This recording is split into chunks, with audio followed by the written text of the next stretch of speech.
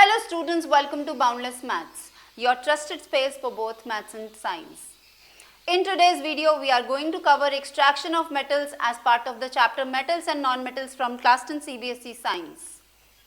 In order to score well in any exam, you need to follow a three-step process. Number 1, understand the content properly. Number 2, learn the content using structured notes without missing important details. And number 3, practice as many questions as you can as per the pattern of the paper you are going to appear for. The Class 10 Science notes authored by me have been specifically designed to make the NCERT content concise, comprehensive, easy to learn and remember. It is like a companion for your NCERT textbook. If you want a copy of these notes, you can visit my website www.boundlessmaths.com. So without much delay, let's get started with metals and non-metals. In the previous video, we have already covered the physical and chemical properties of metals and non-metals. So here we see a comparison between the physical properties of metals and non-metals with the exceptions highlighted in different colors. These are very important from MCQ perspective. Next, we also had a look at the chemical properties, for which we need to remember the reactivity series. The chemical properties involved were burning with air. What are amphoteric oxides, anodizing, then solubility in water, forming oxides and hydroxides, and reaction with acids, exception being HNO3 that does not release hydrogen. With other acids, metals release hydrogen. So this page shows the summary of all the chemical properties of metals with respect to air, water and acids, all the elements of the reactivity series. So if you have your copy of science notes, take a printout of this sheet, put it on the pinboard in front of you. It will help you to do a recap of the chemical properties anytime. Now let's look at other properties that we talked about in the previous video. Reaction with solutions of other salts. How to learn the reactivity series: potassium, sodium, calcium, magnesium, aluminium, zinc, iron, tin, lead, hydrogen, copper, mercury, silver and gold. How to learn that? Using this statement: please stop calling me a zebra, instead try learning how copper merrily saves gold. So this helps you to learn the elements of the reactivity series. Very important, this is needed for all the chemical properties in this chapter. Then we also had a look at how to learn the elements of the periodic table. Now this is a compressed form of the periodic table where we have the first 20 elements listed here. Let's look at how to learn the first 20 elements of the periodic table. Hey. So it starts with hydrogen. Hey, Li Beb, Si Nof Ni, Namgal, Sips Klar, Kirka. So this is how you can learn the first 20 elements of the periodic table. It helps you to understand the valency and the charge on the ions that get formed for these elements. Then we had a look at transfer of electrons leading to formation of compounds NaCl and MgCl2. These are ionic compounds. And then we also had a look at their physical properties. So let's start with extraction of metals from their ores. Before we get into extraction of metals, let's first understand the keywords. What is an ore? Ore is a naturally occurring solid or the raw form of a mineral. Now what is a mineral? Mineral is a compound that occurs naturally in the earth's crust from which you extract any metal. Gangue refers to the impurities that are present in these minerals because these are extracted from the earth's crust, so they have impurities like sand and soil mixed in them. Now before getting on to details of extraction, let's do a quick recap of the reactivity series again. Potassium, sodium, calcium, magnesium, aluminium are in the upper part of the reactivity series. Middle part has zinc, iron, tin, lead, and the lower part has copper, mercury, silver and gold. So the extraction technique is little different for the elements in the upper part of the reactivity series, middle part and the lower part. So before we do extraction, let's first learn their ores, names of the ores. Ore of aluminium is bauxite. Amitabh Bachchan. Yes? So A for aluminium, B for bauxite. Al2O3 is an ore of aluminium. Let's finish off the upper elements of the reactivity series. Sodium and magnesium are available in the form of the chlorides in the seawater, rock salt or seawater, NaCl, seawater again, MgCl2. Calcium occurs in the form of limestone and gypsum. Calcium is calcium carbonate and gypsum is calcium sulfate. So these are the ores for metals up in the reactivity series. Now let's come to the bottom of the reactivity series first. Mercury. Now you already are aware of mercury, use of mercury. It is used in the thermometers to measure atmospheric pressure. So pressure means you feel the pressure of a bar that has been placed on your palm. So how do you remember ore of mercury? It's like bar placed on your palm that you can feel the pressure with. So it is cinnabar. So the ore of mercury is cinnabar, that is HGS sulfide ore. Copper also has a sulfide ore, C for copper, C for chalcocite, Cu2S. Then the two ores of iron, middle of the reactivity series now. Hematite and magnetite. Hematite is Fe2O3, magnetite is Fe3O4. Zinc has two ores, zinc blend. It is a blend of zinc and sulfur. Zinc blend. Zinc and sulfur. And calamine. You must have used lactocalamine at home. So the major component of lactocalamine is zinc. So ZnCO3 is the calamine ore of zinc. Learned? So let's do a quick recap of the ores. Aluminium, bauxite, Amitabh Bachchan. Mercury, cinnabar, bar, heavy weight, bar. Copper, again sulfide ore, chalcocite. Iron, hematite and magnetite. Zinc, one sulfide, one carbonate. Zinc blend is sulfide, calamine is ZnCO3. Learned? Wonderful. So let's move forward and see how metals are extracted from their ores.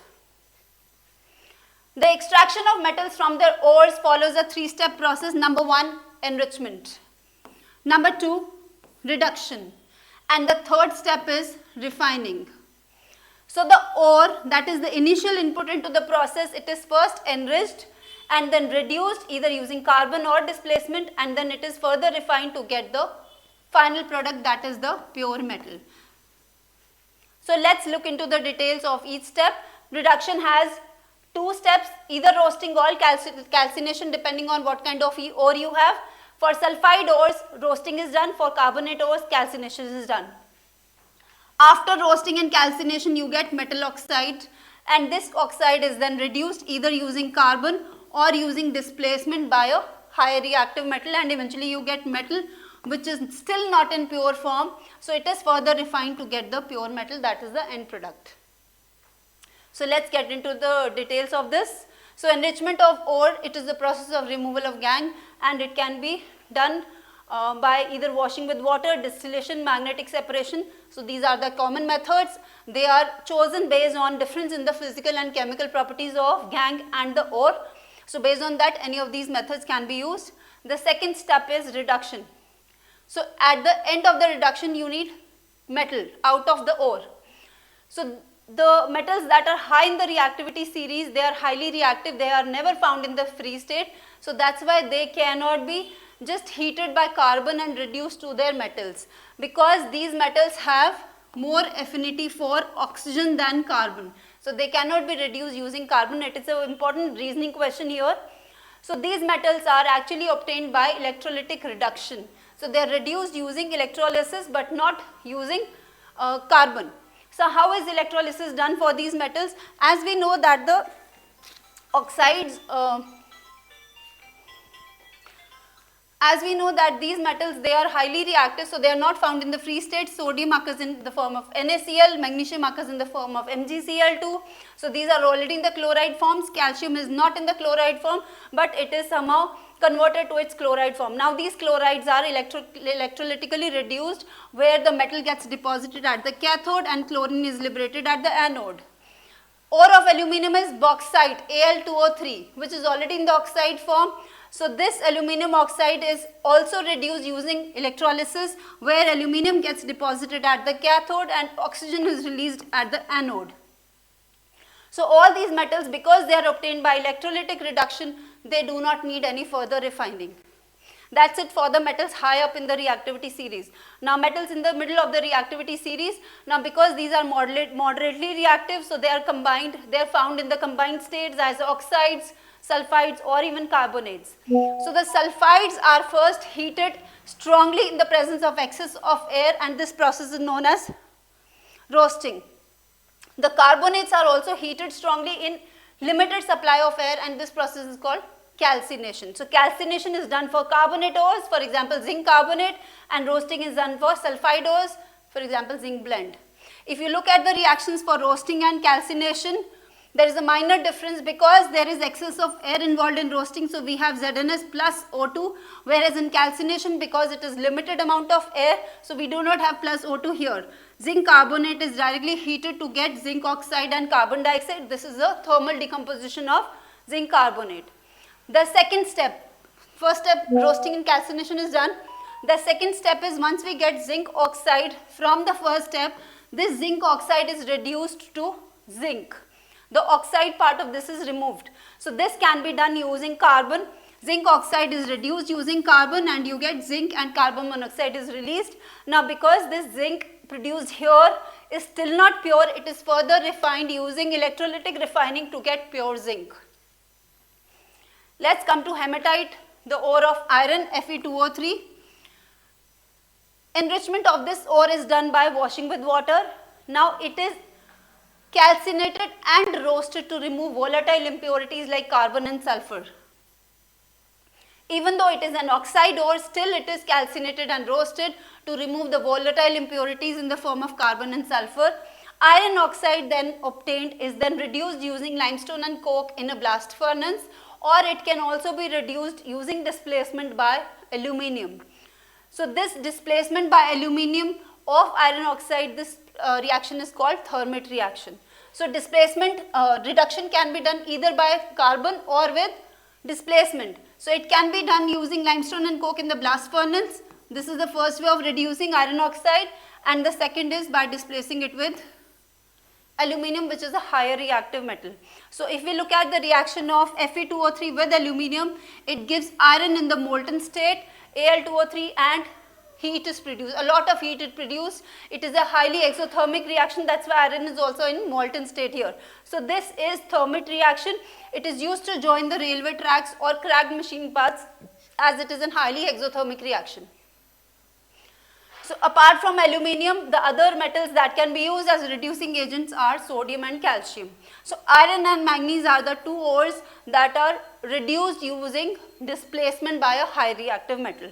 So you should know both these reactions here. Now let's have a look at metals low in the reactivity series. Because these metals are lesser reactive, they are found in their free state. They can be reduced to the metal form just by heating with carbon in presence of oxygen. The metal obtained here is further refined using electrolytic refining. So let's look at the ore of mercury, which is cinnabar. Cinnabar is HGS. So when it is heated in sufficient supply of oxygen, HGS plus O2, it gives HGO and SO2 is released.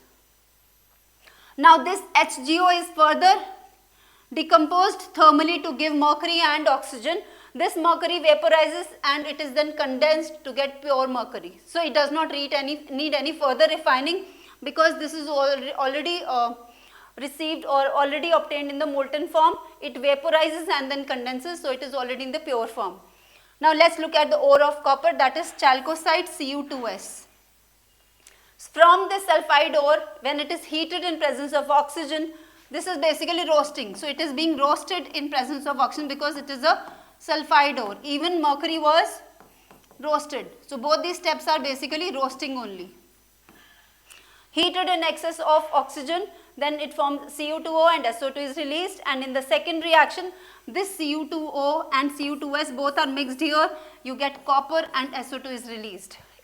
If you compare the reactions of mercury and copper, in the second reaction only HGO is being decomposed to Hg and O2, whereas in case of copper, Cu2O plus Cu2S gives copper and sulfur dioxide. So please learn and write these reactions carefully.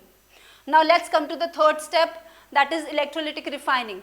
So refining is a process by which the impurities are removed from the metals that have been reduced in step number 2. So the impure metal that has been obtained in step number 2, that is attached to the anode. And the pure metal, a thin strip of the corresponding pure metal, that is attached to cathode. So if we are doing electrolytic refining of copper, then that means cathode will have a thin strip of pure copper, whereas anode will have the impure copper that has been obtained after the reduction process. The electrolyte is acidified solution of the metal salt. For example, in case of copper, it is going to be copper sulfate solution, but it is mildly acidified so that it becomes conducting. Now on passing electricity, what happens is the impure metal at the anode, it gets dissolved.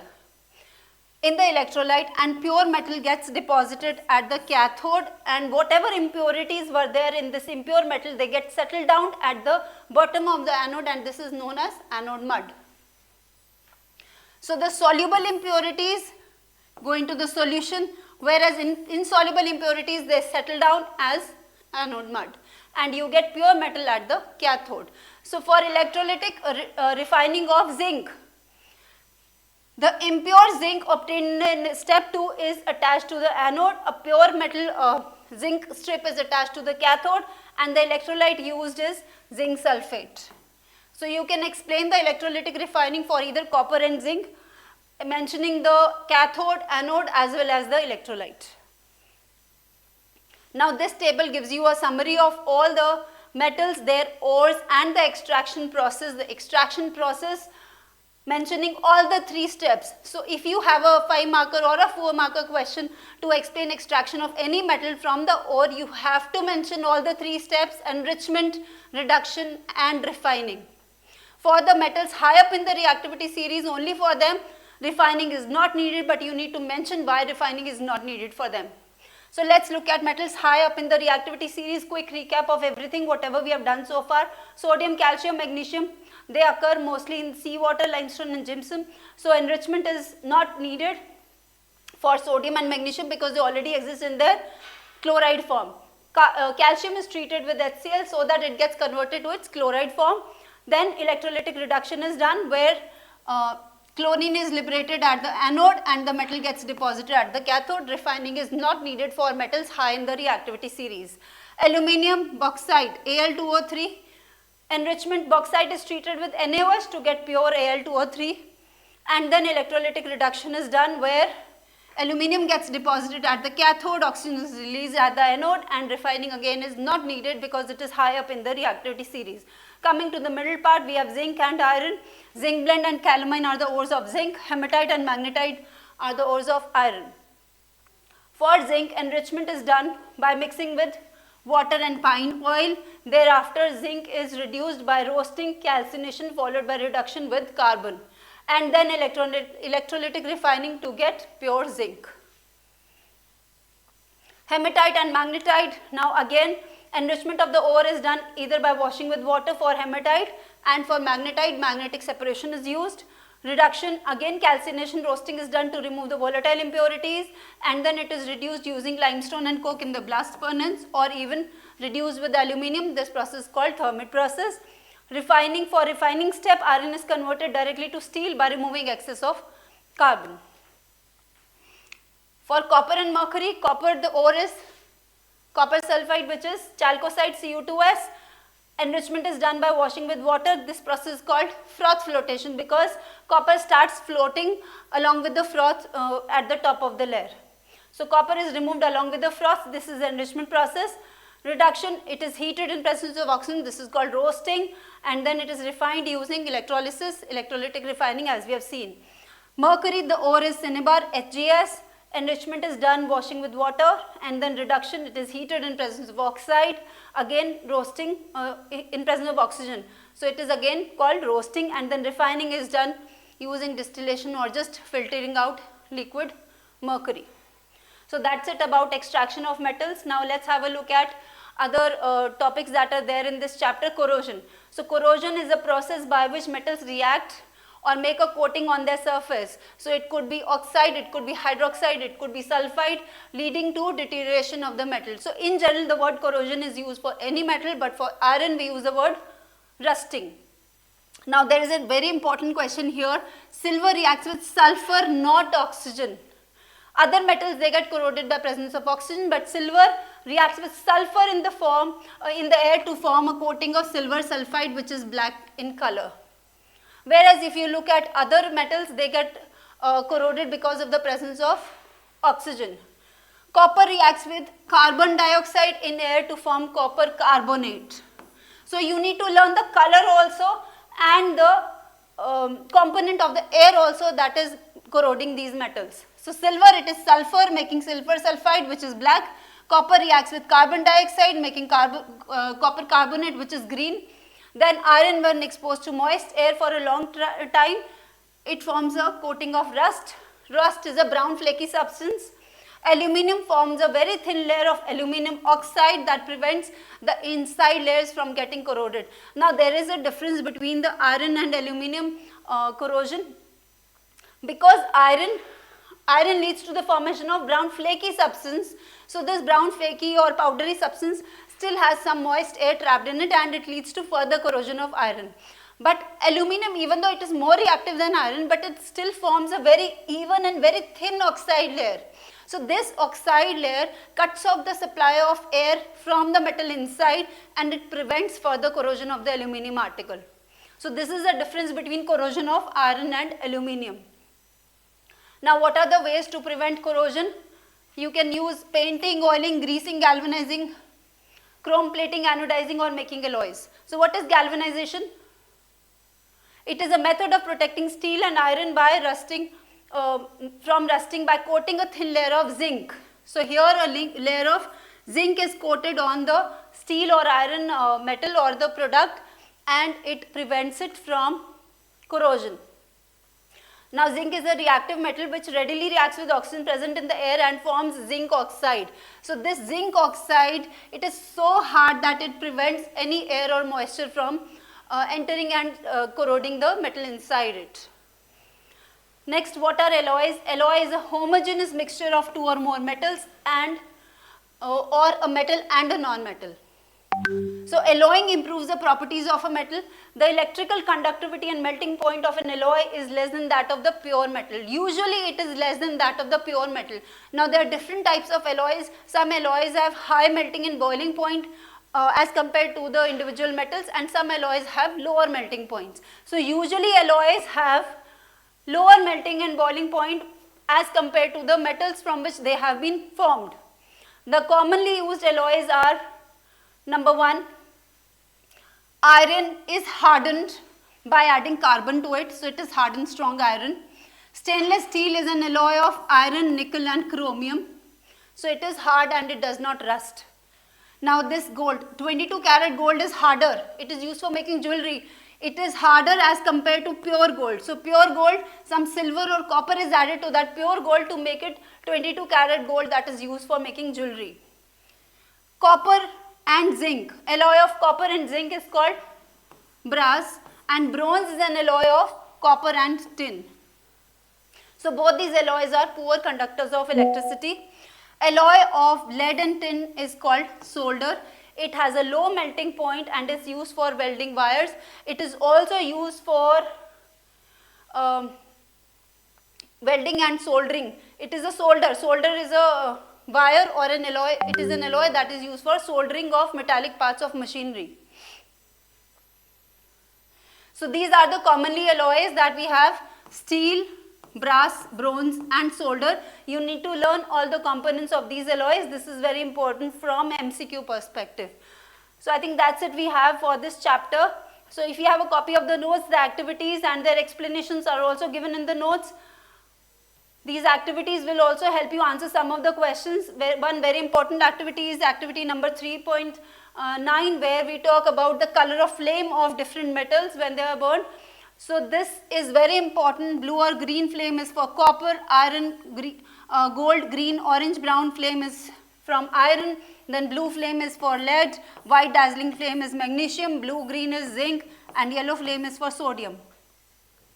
Now these color of flames are very important from examination perspective, because at times you get a question where it starts, this metal gives a yellow flame on burning in air, identify the metal X, and then further asking you about the physical or maybe chemical properties. So if you don't know the color of the flames, you will not be able to identify the metal. So this is very important from examination perspective. So these notes also have observations and other details for all the activities that are given in your NCERT book.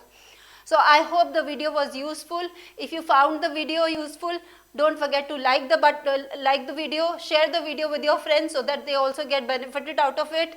And if you have not subscribed to my channel so far, hit the subscribe button and hit the bell notification icon to get updates for future videos. Also, if you have still not ordered your copy of science notes, visit my website www.boundlessmaths.com. So thank you for watching, keep learning, keep growing.